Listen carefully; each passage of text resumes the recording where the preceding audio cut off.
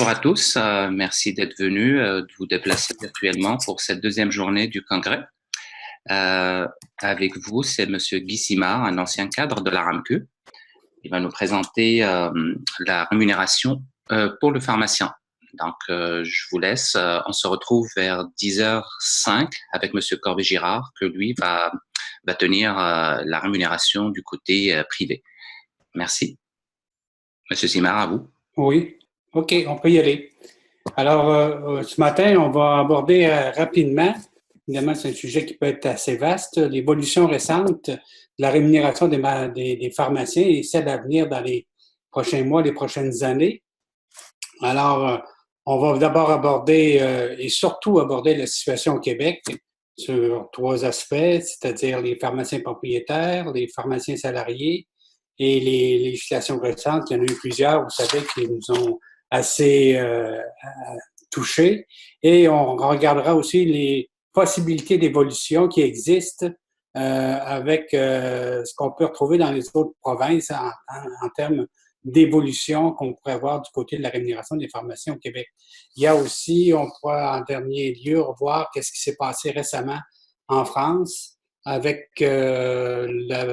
l'adoption de l'amendement 11 qui vient toucher de très près toute la façon de faire des pharmaciens en officine.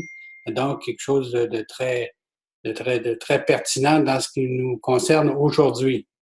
Alors, la situation au Québec, on le sait très bien pour les pharmaciens propriétaires, si on l'aborde de premier chef, c'est effectivement le modèle qui a été déjà adopté au début des années 70. Vous savez que les années 70 étaient très fertiles en termes de période active en matière d'évolution de programmes de sécurité sociale.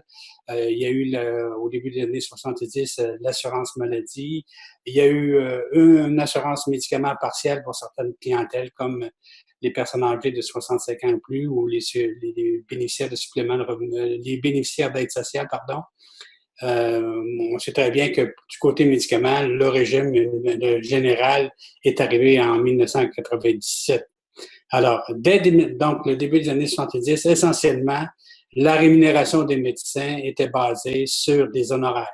Des honoraires versés dans sa partie publique par le gouvernement via la RAMQ et dans sa partie privée, effectivement, par les assureurs privés. Je crois qu'on aura une prestation tout à l'heure qui va nous en parler un peu plus en avant.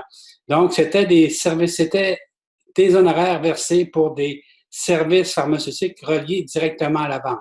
Et depuis ce temps-là, on roule sur cette base-là depuis plus de 40 ans maintenant, presque 50. Alors, effectivement, les honoraires du côté du régime public sont fixes et sont négociés en tarif par honoraire.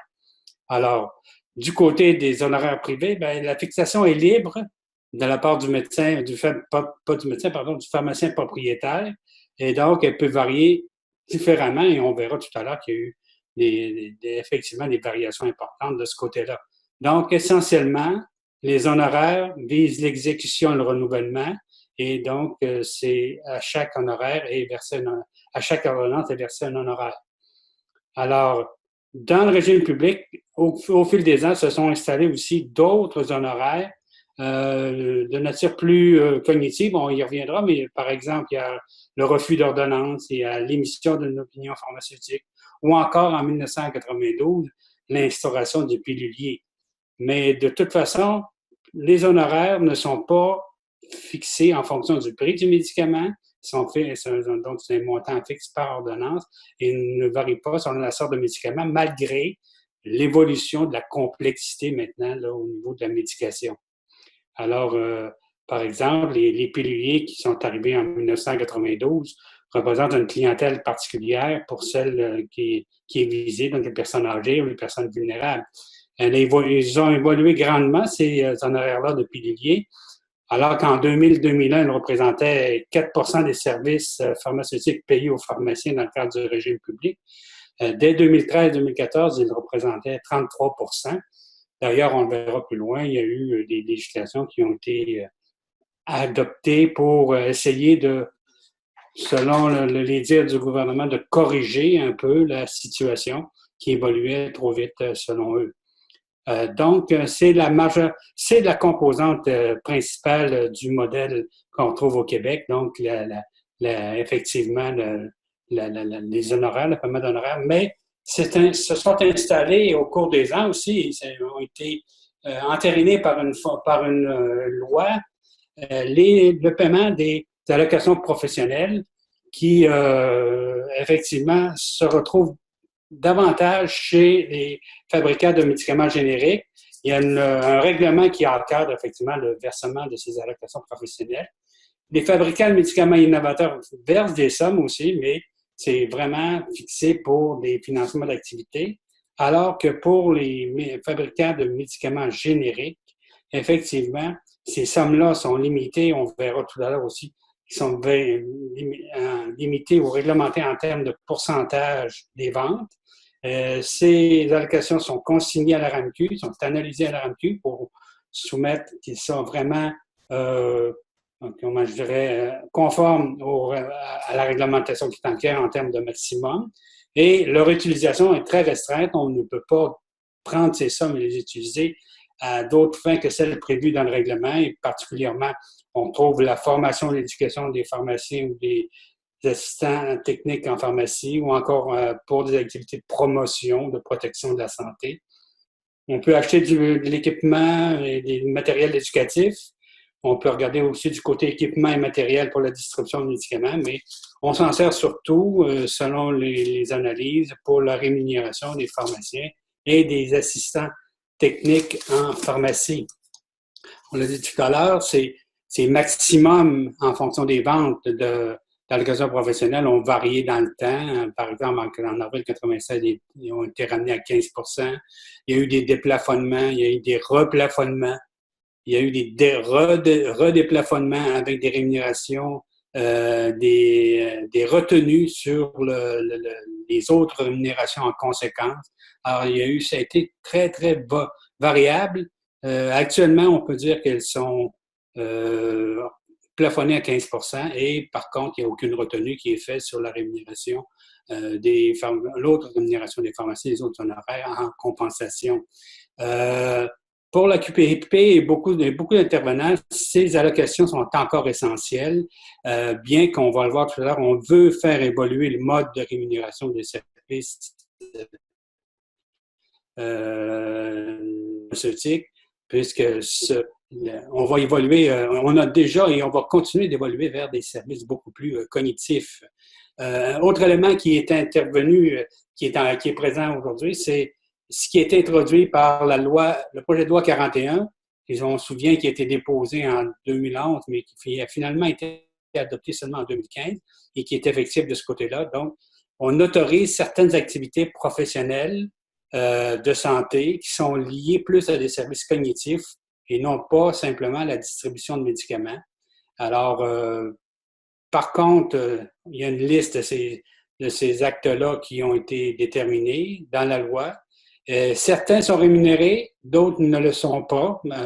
Alors, il y a eu de nombreuses réactions à cette évolution-là. Effectivement, il y a des réactions qui se sont dites positives, d'autres négatives. Il y a beaucoup d'échanges qui continuent là-dessus. Je vous dirais qu'il y a eu des suivis, des analyses importantes de la part des intervenants du milieu. C'est un pas dans la bonne direction, mais il va falloir continuer. Et d'ailleurs, ça continue, ces discussions-là, quant à la mouvance de l'évolution des attentes au regard des pharmaciens versus ces actes de nature plus cognitive. Si on regarde maintenant au niveau des nouveaux enjeux pour, toujours dans le cadre des médecins, pas des médecins, mais des pharmaciens propriétaires, c'est la transformation. Il y a eu de nouveaux enjeux qui viennent, qui affectent ou qui pourraient affecter en hausse ou en baisse des revenus d'une pharmacie communautaire. Par exemple, si on regarde de ce côté-là, on l'a dit tout à l'heure, on l'a abordé, mais on va le répéter, c'est la transformation de la profession de pharmacien. Il y a de nouveaux actes de nature beaucoup plus cognitive. On est plus axé vers la surveillance de plus en plus axé sur la surveillance de la thérapie médicamenteuse. Donc, on veut la réalisation d'un plan thérapeutique pour chacun des personnes qui entrent en pharmacie pour venir reprendre ces médicaments. Donc, les standards de pratique, d'ailleurs, ont été relevés, par l'Ordre des pharmaciens du Québec. Alors, par exemple, ne serait-ce qu'en formation, maintenant, au niveau du PharmD, il y a effectivement de plus en plus de formations qui sont reliées sur ces actes de nature cognitive visant à regarder davantage la pertinence, si on veut, du médicament, pas seulement la distribution ou la vente du médicament. Alors, par contre, cette évolution-là, actuellement, a un problème, c'est que la rémunération adéquate n'a pas suivi. Alors, c'est un problème qui a été soulevé, qui continue d'être soulevé. D'ailleurs, il y a eu un comité qui a été formé sur la revision de la rémunération entre la QPP et le ministère de la Santé et des Services sociaux. Ce comité-là a siégé, a déposé son rapport, évidemment, qui est tenu secret pour l'instant, au 1er octobre 2017, et qui actuellement fait l'objet d'échanges. On sait qu'on est en période de négociation entre le M3S et la QPP, parce que effectivement, il y aura l'entente actuelle prend fin le 31 mars 2018, donc il y aura lieu de renouveler une entente. Et vous n'êtes pas sans savoir aussi le contexte préélectoral actuel, effectivement, qui est aussi un élément marquant dans toute cette négociation-là. Il y a aussi, ce qui a été déploré assez souvent, c'est effectivement le manque à gagner qu'on a avec les honoraires qui sont versés dans le cadre du régime public d'assurance médicaments. On sait que il y a on remarque de plus en plus d'ailleurs des écarts entre le prix qui inclut les honoraires payés au public et ceux qui sont payés dans les régimes privés. Certaines études ont montré des écarts, et on pense que ça continue encore, ces écarts-là, jusqu'à 17 des prix plus élevés pour un même médicament dans les régimes privés que dans le régime public. Effectivement, on peut regarder qu'est-ce qui s'est passé de ce côté-là, parce que ça donne lieu, on le sait, à un interfinancement, c'est le terme qu'on emploie. Le fait qu'on charge plus cher pour les régimes privés pour un même médicament, eh bien, en somme, comme compenser un certain manque à gagner du côté de ce qui est versé par le régime public aux pharmaciens propriétaires, puisque effectivement, c'est encore un honoraire fixe par ordonnance, et dont le prix, le montant n'a pas évolué de façon adéquate, entre autres selon la QPP. Même les coûts réels d'exécution maintenant dépassent ce qui est versé en honoraires. Donc, il y a eu l'implantation de cet interfinancement-là. Les pharmaciens par la QPP mentionnent effectivement qu'il y a des coûts additionnels d'entreposage plus complexes. Il y a des gestions du côté privé aussi de comptes clients qui sont plus coûteuses. Mais cet interfinancement-là n'est pas propre simplement au Québec en matière de pharmacie. On le retrouve un peu partout à travers le monde, particulièrement aux États-Unis, où effectivement, le secteur privé vient, si on veut, compenser pour le manque à gagner qui est des sommes qui sont versées par les régimes publics. Un autre point au niveau des nouveaux enjeux, c'est aussi des divergences au niveau même entre pharmacies pour un même médicament. Effectivement, cette dimension-là a été soumise à la QPP et on soumet bien humblement que cette situation-là est plausible dans un marché de libre concurrence, puisqu'effectivement, à l'intérieur même d'une pharmacie communautaire, les services pharmaceutiques offerts, l'emplacement même de la pharmacie, les heures d'ouverture, les outils de mise en marché, la livraison, sont tous des éléments qui pourraient justifier qu'effectivement, un même médicament peut varier en termes de coûts et d'honoraires d'une pharmacie communautaire à l'autre et même dans un secteur très restreint à ce moment-là. Autre point aussi qui est mentionné au niveau des enjeux, c'est le droit de propriété exclusif. On se souvient que le droit de propriété exclusif d'une pharmacie communautaire par un pharmacien ou un groupe de pharmaciens en Amérique du Nord est exclusif au Québec et au Dakota du Nord. Alors qu'en Europe, ce droit de propriété exclusif est plus la norme, si on veut. Alors, derrière ça, il y a une volonté de protéger la qualité du service, on en convient très bien, mais il y a de plus en plus de pression pour qu'effectivement, que ce droit soit à tout le moins, sinon enlevé, challengé, pour reprendre une expression qu'on connaît bien. Alors, mais effectivement, s'il s'avérait que ce droit de propriété exclusive était enlevé, à ce moment-là, il y aurait probablement plus de pharmacies de façon établie de façon plus aléatoire, plus de concurrence, et ça pourrait se traduire par moins de revenus, si on veut, pour une pharmacie communautaire. Et pour beaucoup, ce modèle de droit de propriété exclusif est même préférable au modèle où on privilégie les quotas géographiques ou positionnels qu'on peut retrouver ailleurs dans le monde.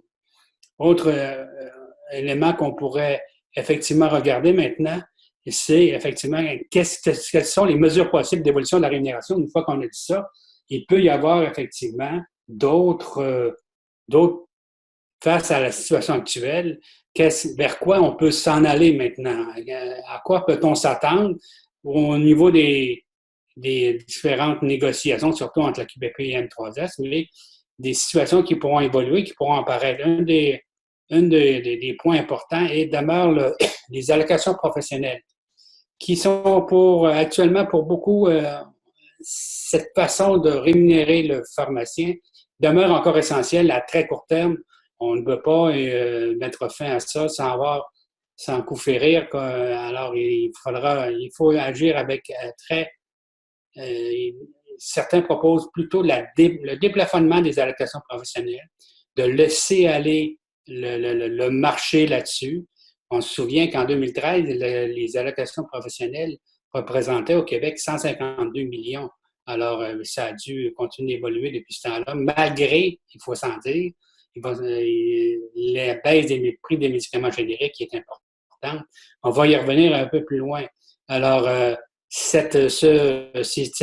allocations professionnelles ou la marge commerciale, comme on veut, est très répandue ailleurs aussi dans le monde ou en Europe, dans un système dit plus commercial, si on veut. Donc, il y a tout de même si on déplafonnait, un des éléments qui est problématique, c'est vraiment la baisse de prix importante des génériques qu'on remarque un peu partout dans le monde. Ça a eu lieu en Europe, ça a lieu ici. Ne serait-ce que pour votre information, que compte tenu, on va en parler des législations tout à l'heure, compte tenu de ce qui a été conclu avec M. Barrette et l'Association canadienne du médicament générique, il y avait des négociations et on vient d'apprendre à la fin janvier qu'effectivement, l'Alliance pan-canadienne pharmaceutique a négocié une entente qui s'appliquera de façon à la grandeur du Canada et je crois comprendre au Québec aussi que sur 70 médicaments génériques à haut volume, on baissera le coût de ces médicaments-là de 25 à 40 selon ce qui est dit par l'Association canadienne du médicament générique. Et même des médicaments génériques, parmi ces 70-là à gros volume, le prix sera rabaissé à 10 du prix de l'innovateur. C'est quand même assez impressionnant qu'on soit rendu à ce niveau-là, à 10 du prix de l'innovateur. Alors, c'est effectivement, malgré le déplafonnement qui pourrait sembler intéressant, le fait de limiter ou de baisser de façon sensible comme ça le prix des médicaments à haut volume aura un impact certain sur la rémunération du pharmacien à la baisse. Il y a aussi, on veut de plus en plus avoir une rémunération plus grande des services pharmaceutiques de nature cognitive. C'est de plus en plus nécessaire. On veut se distinguer ou s'éloigner de la rémunération pure reliée à la distribution du médicament, à la vente, à une distribution reliée à la pertinence du médicament. Tout le monde s'entend là-dessus. Les formations sont de plus axées vers ce côté-là, mais il ne faut pas, dans un premier temps, exclure totalement, il faudra que ce soit graduel, l'honoraire de fabrication, de distribution, mais même, il faudra quand même en garder une partie, je crois, parce que effectivement, ce sera toujours une composante essentielle. Mais cette évolution vers une application de plus à la pertinence, une rémunération basée sur la pertinence du médicament, va nécessiter une redéfinition de la chaîne médicaments. On va l'aborder aussi un peu plus loin, mais donc, il y a la façon dont les services et les médicaments sont distribués vont être à revoir, et même avec plus d'interdisciplinarité, donc déjà un mot qu'on emploie souvent, peut-être un peu trop à l'occasion, mais c'est quand même une réalité. Il faudra, surtout avec les médecins prescripteurs, il faudra développer cette interdisciplinarité-là. Et pour prouver effectivement que la rémunération basée sur la pertinence est pertinente, justement, et est correcte et nécessaire, ben, il faudra avoir œuvre de communication et d'éducation quant à la plus-value qui sont amenées par les pharmaciens. Ce rôle-là du pharmacien doit être davantage appuyé ou mis en valeur, si on veut que cette rémunération-là vienne. Donc, j'ose croire que la rémunération actuellement entre le ministère de la Santé et des Services sociaux et l'Association québécoise des pharmaciens propriétaires va viser ou va amener cette évolution-là. Par contre, on doit déjà dire qu'une nouvelle rémunération comme ça, basée sur la pertinence, plutôt une rémunération basée sur la pertinence de la thérapie, ben, va nécessairement requérir des nouveaux indicateurs de performance. Donc, il faudra qu'effectivement, il y ait des indicateurs de performance qui soient établis pour permettre la rémunération. Par exemple, les Pays-Bas, dès 2012, ont dit effectivement, on va axer la rémunération sur des indicateurs de qualité ou des indicateurs de performance qui touchent, par exemple, la qualité de management du pharmacien, la continuité des soins, la communication avec le patient, la gestion du risque clinique, l'efficacité de la distribution, la fonction conseil, la formation du personnel, la structure logistique, la qualité des médicaments magistraux, le cas échéant, l'adhésion. Donc, une foule d'indicateurs de performance qui doivent être mis en place. Ben, déjà, je peux vous dire que les analyses ont été faites sur ce qui a été mis en place en 2012. Et déjà, en 2015, les analyses aux Pays-Bas disaient qu'à peine 25% des indicateurs qui avaient été retenus remplissaient pleinement les fonctions ou les usages dans lesquels ils devaient être utilisés. Donc, même la définition des indicateurs est problématique. Donc, effectivement, il va falloir y aller graduellement. Et là encore, même si on les définit ou on les impose, entre guillemets, leur application ne sera pas facile nécessairement parce que ça prendra une ouverture de la part des pharmaciens parce qu'il y a un changement important. Autre élément aussi qui est important, c'est la transparence des prix. On sait que depuis septembre 2017, maintenant, sur le reçu de pharmacie, on retrouve le coût du médicament, la marge du grossiste, si on veut, et puis les honoraires.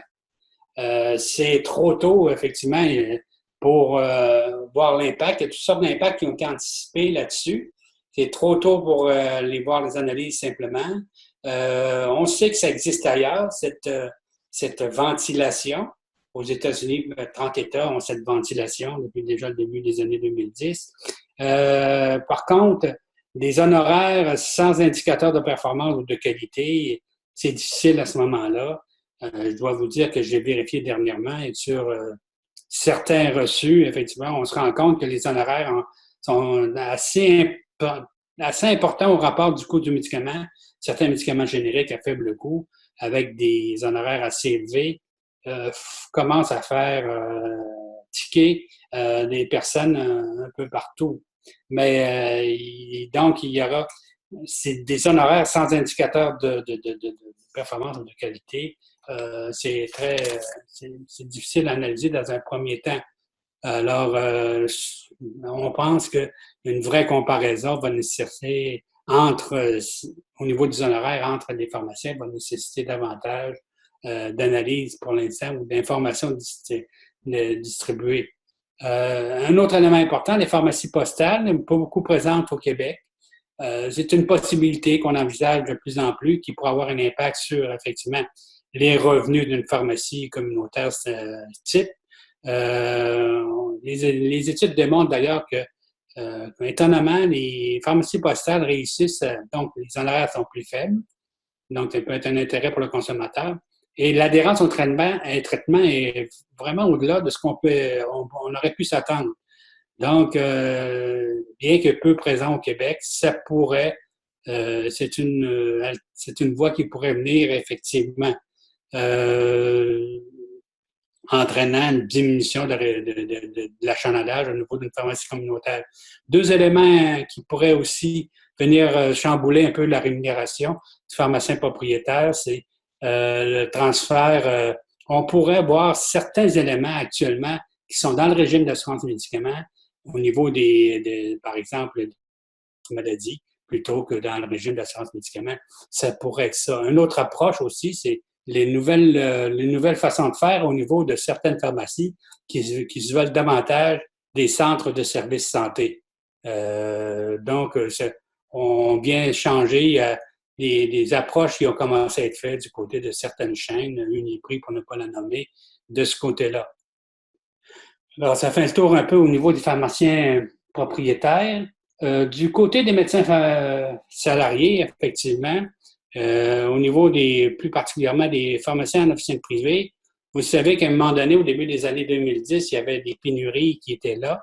Mais depuis le milieu des années 2010, entre 2015-2016, cette pénurie-là est assez jugulée, mieux qu'ailleurs d'ailleurs au Canada là-dessus. Donc, au niveau des centres urbains au Québec, cette pénurie-là est assez diminuée. Mais elle demeure dans certaines régions. Comment traduire ça? Effectivement, il y a moins de disponibilité qui est offerte par un pharmacien propriétaire, donc moins d'heures d'ouverture, peut-être voire même fermeture on me parle de fermeture de pharmacie.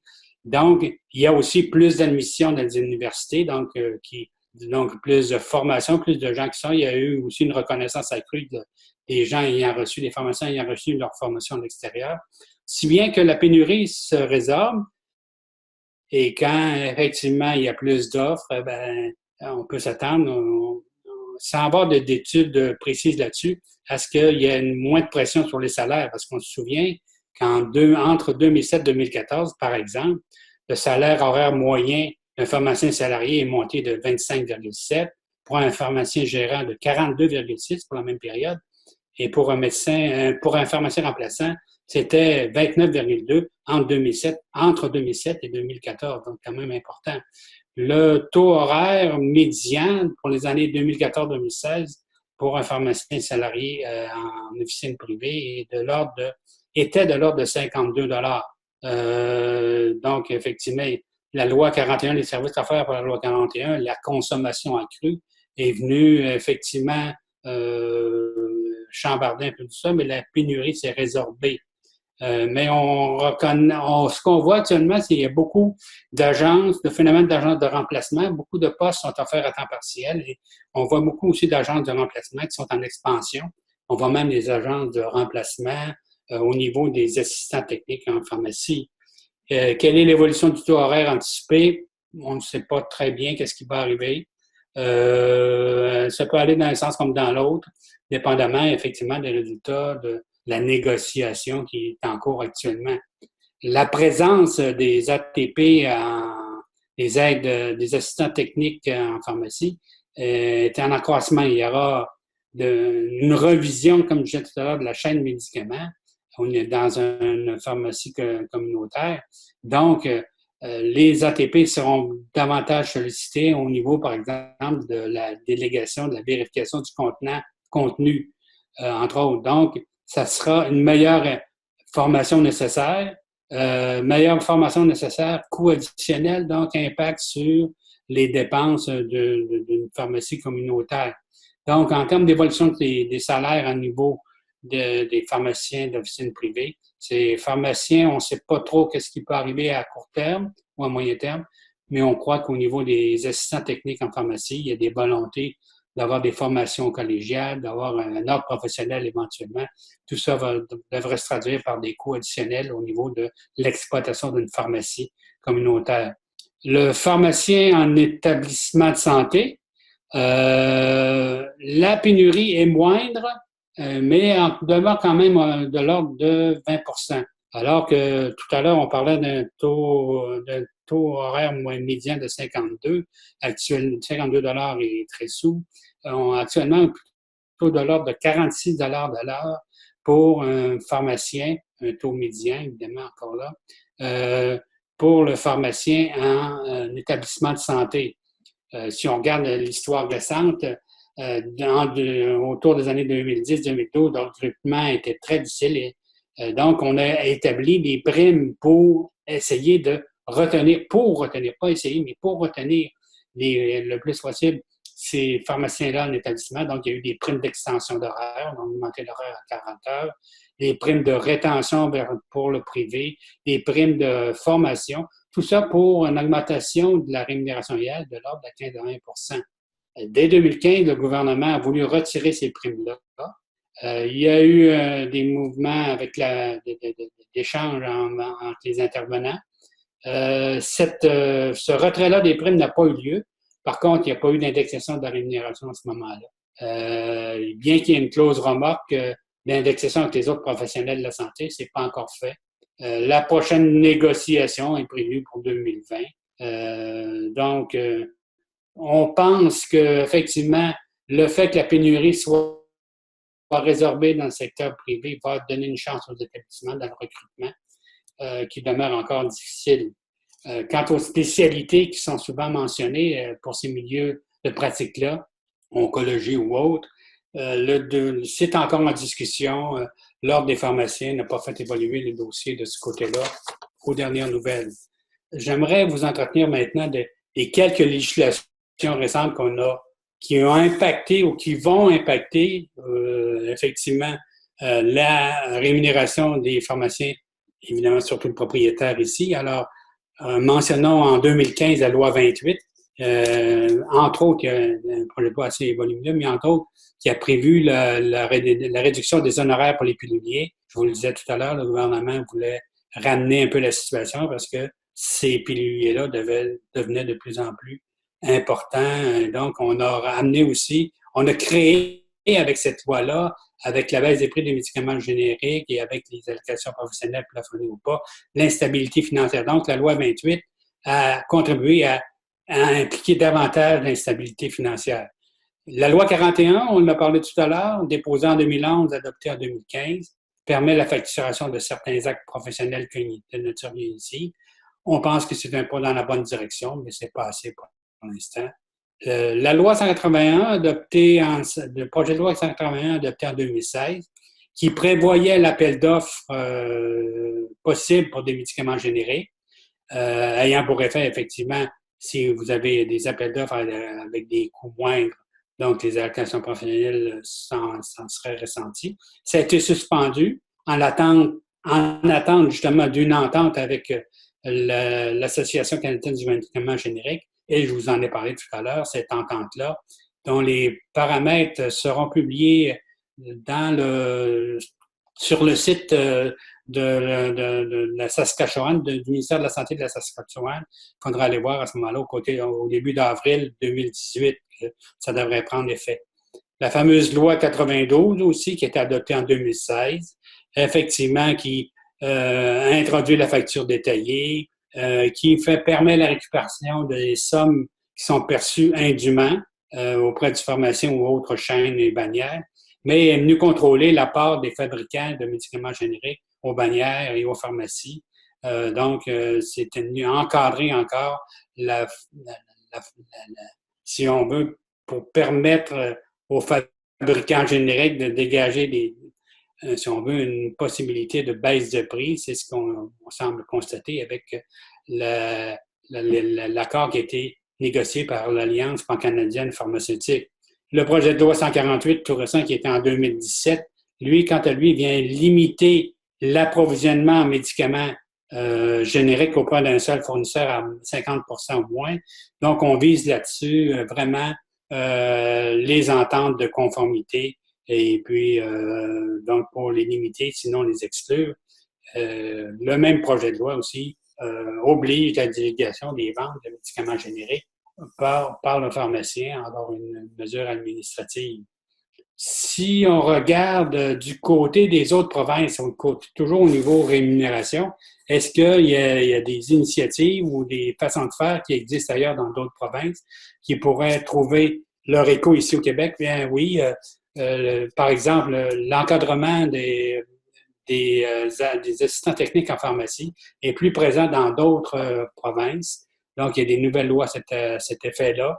Donc, une nouvelle approche de rémunération, une révision de la ligne de médicaments, de la chaîne de médicaments, pardon. Alors, effectivement, c'est déjà en route. Ça, effectivement, pour avoir un impact sur les revenus ou la façon de faire des pharmacies communautaires parce qu'il y aura plus de délégations qui pourraient être faites aux assistants techniques ou encore au niveau de la collecte des renseignements. Donc, ça pourrait amener un rôle différent au niveau du pharmacien propriétaire et des médecins salariés. Autre possibilité, on en a parlé déjà, c'est de permettre aux pharmaciens, comme on voit ailleurs au Canada, des vaccinations et injections.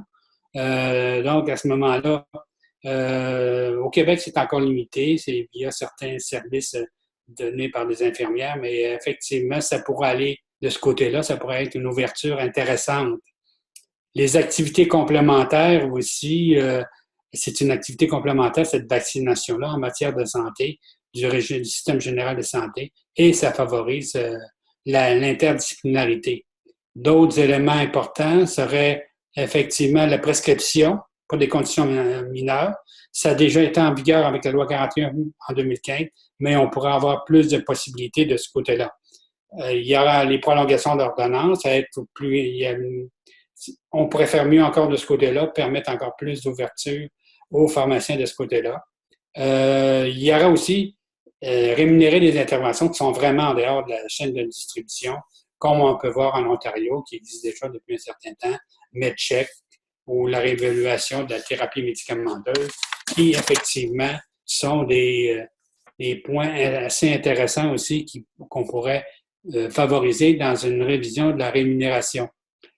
Si on regarde aussi maintenant au niveau, rapidement, le temps court, au niveau de la France, il y a eu une négociation avec les syndicats de pharmaciens d'officine récemment qui a trouvé son achèvement parce qu'on sait qu'effectivement, en France, au cours des dernières années, il y a eu des baisses de prix de médicaments génériques et innovateurs qui ont été imposées par le gouvernement français.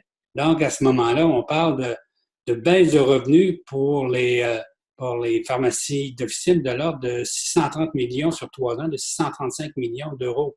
Donc, effectivement, la marge commerciale, le rabais volume ou la location professionnelle, peu importe le terme qu'on utilise, effectivement, et continue d'avoir un impact important sur les pharmacies d'officine.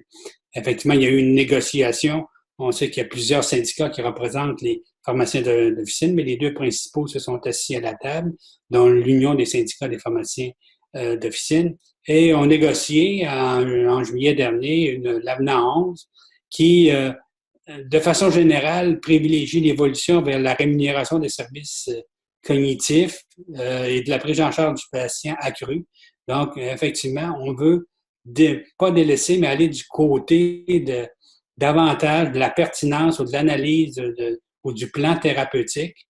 L'objectif, par exemple, de si on prend l'avenant 11 qui a été négocié, on voit parmi les objectifs qui sont écrits dans cet avenant-là, c'est baisse de la marge commerciale, autrement dit du rabais volume, nouvelle mission du pharmacien, évolution de la rémunération sur des objectifs de santé publique. Alors là, il faudra alors avoir encore des indicateurs de performance. Alors, il y aura aussi une utilisation accrue du médicament générique, un soutien accru aux pharmaciens qui s'impliquent dans la permanence, dans la gestion, une modernisation des échanges, donc une meilleure interdisciplinarité ici, et effectivement aussi une meilleure coordination des soins offerts aux patients. Donc, il y aura des nouveaux, qui sont en négociation là-dessus, dès le 1er janvier 2019.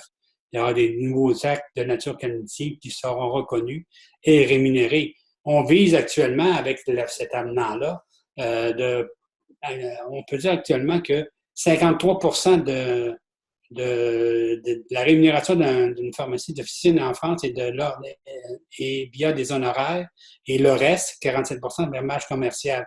On vise à moyen terme de ramener à 75% la rémunération basée sur les honoraires et en diminuant d'autant la rémunération sur la marge commerciale. À cet effet-là, le gouvernement français a déjà mis de l'avant, mis sur la table une somme de 280 millions d'euros, et puis je pense que les négociations se poursuivent là-dessus. Donc, les pharmaciens eux-mêmes décrivent effectivement leurs priorités dans ce contexte-là. Alors là, si on veut, il y a des médicaments en France, par exemple, qui sont exclusivement aux établissements de santé. On voudrait les sortir et les entrer dans des pharmacies d'officine. On veut gérer davantage la rupture des stocks. On veut s'impliquer davantage sur l'antibiorésistance, les tests de dépistage, la médication médicinale, la vaccination. Là aussi, on veut faire de la vaccination à l'officine, la dispensation à domicile. Donc, toutes sortes de priorités qui sont établies. Ça terminerait un peu ma présentation ce matin. Je ne sais pas si... est-ce que vous avez des questions? OK. Ben, je présume que non. Ça devrait bien aller. Parfait. Alors, je remercie tout le monde de m'avoir écouté, puis avec l'occasion de se revoir éventuellement.